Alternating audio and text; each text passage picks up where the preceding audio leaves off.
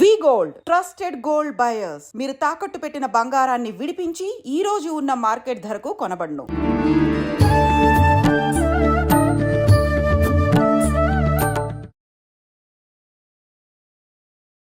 నమస్కారం, welcome to I dream. ధర్మ మార్గం విత్ విజిత కార్యక్రమానికి స్వాగతం. అయితే మన సనాతన ధర్మం గురించి నిజంగా మనం అందరము ఇప్పుడు ఏం వింటున్నాం, ఏం మాట్లాడుతున్నాం, ఎవరికి తోచినట్టు వాళ్ళు సనాతన ధర్మం గురించి మాట్లాడుతున్నారు.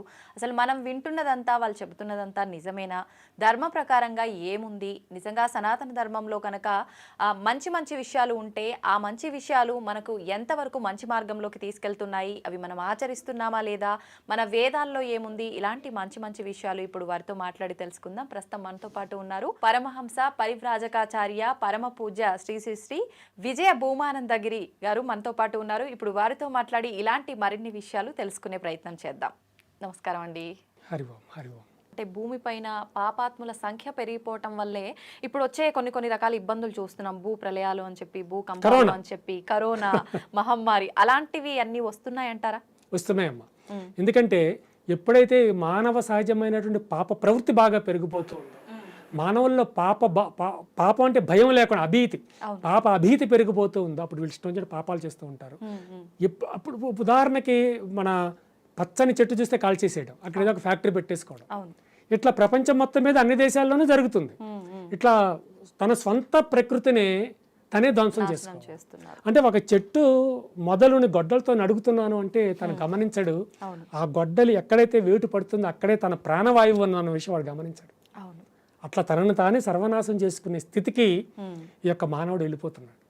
అటువంటి స్థితి జరుగుతోంది. చూద్దాం భగవంతుడు మరి. ముగింపు అంటే కలియుగ అంతమేనా? ఇంకా కలియుగ అంతము అంటే ఇప్పుడు చాలా మంది చాలా సంవత్సరాల క్రితం 2012లో పెద్ద హాలీవుడ్ మూవీ కూడా వచ్చింది. 2012లో రెండో నెలలోనో ప్రపంచం అంతమైపోతుంది అది ఇది అని. ఆ తర్వాత కూడా చాలా చాలా వచ్చే కాన్సెప్ట్స్. కానీ ఈ ప్రపంచం ఇంకా అంతం కావాలి అంటే 5000 సంవత్సరాల సమయం ఉందమ్మా. 5000 సంవత్సరాల తర్వాత కానీ ఇది అంతం కాదు. 5000 సంవత్సరాల తర్వాత కూడా కాదు, 5000 సంవత్సరాల తర్వాత ఒక డేట్ నిర్ణయించబడుతుంది భగవంతుడి చేతుల మీదుగా. ఈ లోపు ఎవడు మీ దగ్గరికి వచ్చినా, ఎవడు ప్రపంచం నాశనం అవుతుందని చెప్పినా మీరు నమ్మవద్దు. ఈ సోకాళ్ళ జ్యోతిష్యులు ఏదో ఇప్పుడు ప్రపంచం అంతమవుతుంది, ఎందుకు ఈ వచ్చే ఎలక్షన్స్లో కేసీఆర్ గారే గెలుస్తారని ఎంత దుర్మార్గంగా పోయిన ఎలక్షన్స్లో వీళ్ళందరూ ఎంత దుర్మార్గంగా చెప్పారో మనకు తెలిసిన విషయమే. వీళ్ళు ఏం చేస్తారంటే ప్రజల నాడి కోసం చూస్తారు. ప్రజలు ఏమనుకుంటున్నారు, ఎవరికి ఓటేద్దాం అనుకుంటారు అన్న విషయాన్ని వీళ్ళు విని ఆ విధానంగా వీళ్ళు జ్యోతిష్యం చెప్తారమ్మా. అంతే తప్ప వీళ్ళ సొంతం ఏమీ కాదు.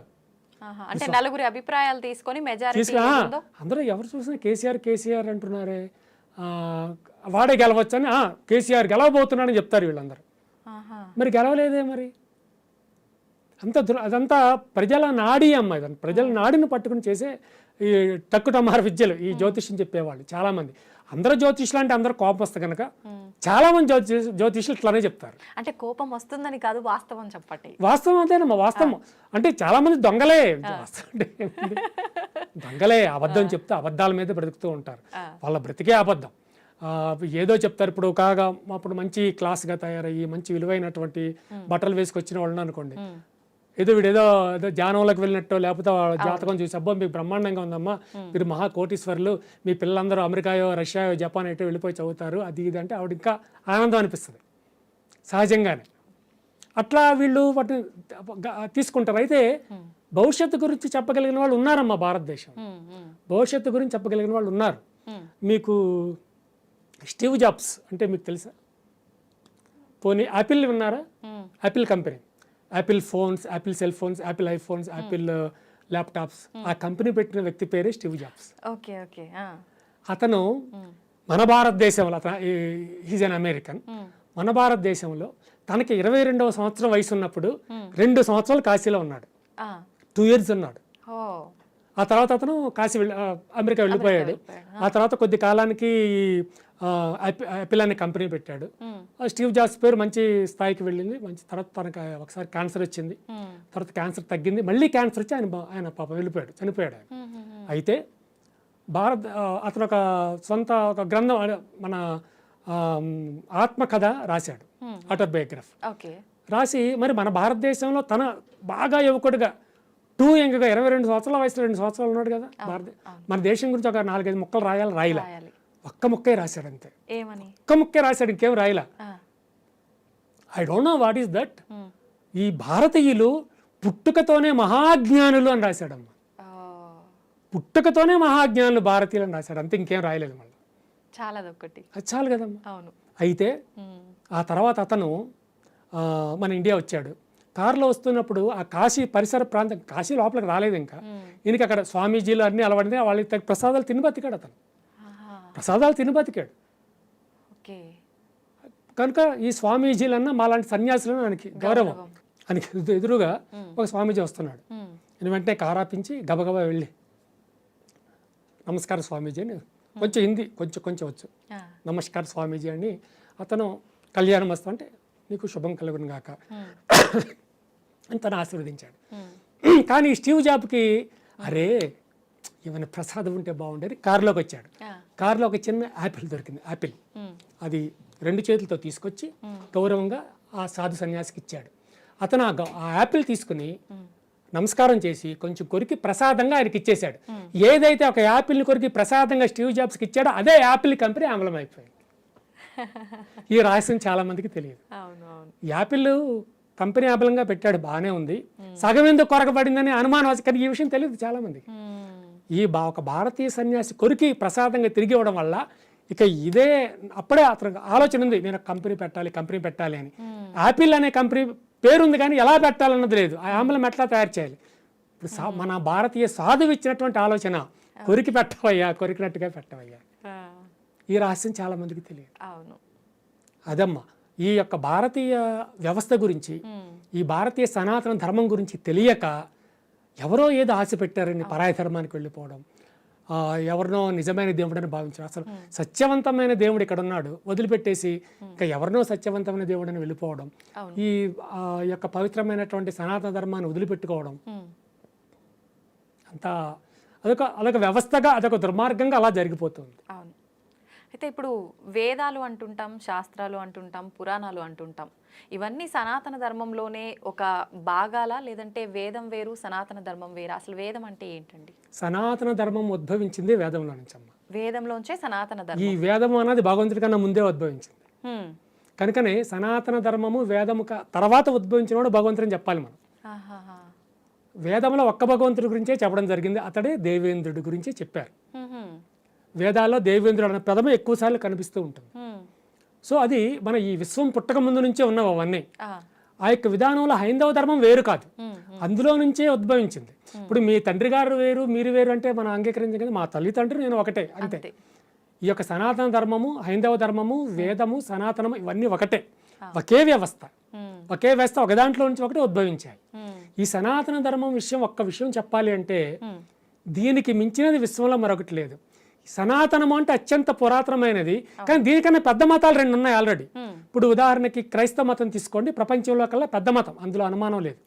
పెద్ద మతం అదే, అంటే ఎక్కువ అంతే, పాపులేషన్ ఎక్కువగా ఉన్నది క్రైస్తవ మతంలో. ఆ తర్వాత పెద్ద మతం ఏది ఉన్నది అంటే ఇస్లామిక్ మతం, అది సుమారు 50 నుంచి 60 దేశాల్లో ఉంది.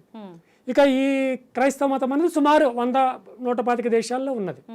ఈ హైందవ ధర్మం ఎన్ని దేశాల్లో ఉంది? ఇప్పుడైతే 3-4 దేశాల్లో కన్నా ఎక్కువ కనిపించడం లేదు. కానీ ఇప్పుడు ఆఫ్రికా ఖండంలో చాలా ఉత్తమమైన స్థితిలో ఇప్పుడు ఈ హైందవ ధర్మం వెళ్తుంది. ఆఫ్రికా ఖండంలో కానివ్వండి, అమెరికాలో కానివ్వండి, రష్యాలో కానివ్వండి, ఇప్పుడు చాలా మంచి స్థితిలో ధర్మం వెళుతుంది. కొంతమంది యూట్యూబర్లు కానివ్వండి, మేము హైందవ ధర్మానికి మేము చాలా గొప్ప చేస్తున్నామని కానివ్వండి, కొంతమంది ఇష్టం వచ్చే తిట్టడం మొదలు పెడుతున్నారు యూట్యూబ్లో. అంటే ఆ ధర్మం అట్లాగా, ఈ ధర్మం ఇట్లాగా అని. అలా తిట్టవలసిన పని లేదమ్మా, పరాయి ధర్మాన్ని మనం తిట్టకూడదు, తిట్టవలసిన అవసరం లేదు. వాళ్ళ ధర్మంలో వాళ్ళు వెళ్తున్నారు, నీది సనాతన ధర్మం అయినప్పుడు నీ సనాతన ధర్మం గురించి గొప్ప చెప్పుకో, అంతే తప్ప ఎదుటి ఎందుకు తిట్టాలి? ఇప్పుడు అమెరికాలో మన హైందవ ధర్మం గురించి మాట్లాడుతూ ఎదురు ధర్మాన్ని తిరిగి తిట్టేవాళ్ళు అక్కడ ఎవరు లేరు, మరి హైందవ ధర్మం ఎందుకు పైకి వస్తుంది? రష్యాలో కూడా హైందవ ధర్మం గురించి గొప్ప చెప్పేవాళ్ళు ఉన్నారు తప్ప ఎదురు ధర్మం గురించి క్రిస్టియానిటీ బాగా శక్తివంతమైంది. రష్యాలో చాలా శక్తివంతమైంది క్రిస్టియన్ ధర్మం, మరి క్రిస్టియన్ ధర్మాన్ని తిట్టేవాడు అక్కడ లేడు, మరి ఎందుకు హైందవ ధర్మం పైకి వస్తుంది? ఈ ఆఫ్రికా దేశాలు మొత్తం క్రిస్టియానిటీ దేశాలే, మరి ఘనా లాంటి దేశాల్లో ఇప్పుడు హైందవ ధర్మం ఎక్కువగా వస్తుంది. అక్కడ హైందవ ధర్మాన్ని పొగిడేవాళ్లే తప్ప ఎదుటి మతాన్ని తిట్టేవాడు లేడే, మరి ఎందుకు పైకి వస్తుంది హైందవ ధర్మం? కానీ నువ్వు హైందవ ధర్మాన్ని, ఎదుటి ధర్మాలు ఇక్కడ తిడుతున్నావు, మరి అవే ఎక్కువ పైకి వస్తున్నాయి. నీ ధర్మం ఎందుకు తగ్గుతుంది ఇక్కడ? ఉమ్, అంటే నీవు చేసేదంతా కేవలం పబ్లిసిటీ కోసం అన్నమాట.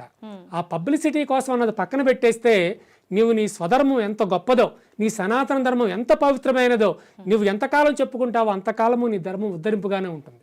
నీ ధర్మం ఎప్పుడు పడిపోదు, అది శాశ్వతమైనది. ఎప్పటికైనా ఈ ప్రపంచానికి ఆవశ్యకమైనది హైందవ ధర్మమే, హైందవ సనాతన ధర్మమే. నిజంగా మన సనాతన ధర్మం చాలా గొప్పది, వేదాలు చాలా గొప్పవి. అంటే సనాతన ధర్మం కన్నా ముందు నుంచి ఉన్నాయే వేదాలు, వేదాల నుంచే సనాతన ధర్మం వచ్చింది.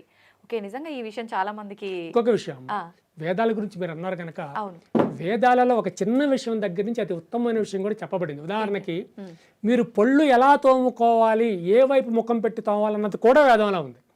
అవన్నీ అలాగే ఆ గోవుకి పాలు ఎలా పిండాలి, గోవు ముఖాన్ని ఏ వైపు పెట్టి పాలు పిండాలన్న చిన్న విషయం గురించి కూడా వేదంలో ఉంది. ఆ, అంటే మన నిత్య జీవితంలో ఏ రకంగా ఉండాలి, లేచిన దగ్గర నుంచి పడుకునే వరకు ప్రతి క్లియర్ గా ఒక్కటి వేదం వల్ల ఇట్స్ తెలుస్తుంది. Clear, okay, it's clear in Vedas. చాలా క్లియర్ గా ఉంది వేదం.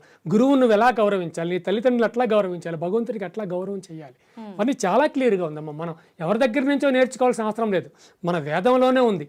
అయితే అవన్నీ ఆ వేదాలను అందరూ చదివే అవకాశం ఉండదు కనుకనే భగవానుడు ఈ యొక్క భగవద్గీతను ప్రపంచానికి ఇచ్చేశాడు.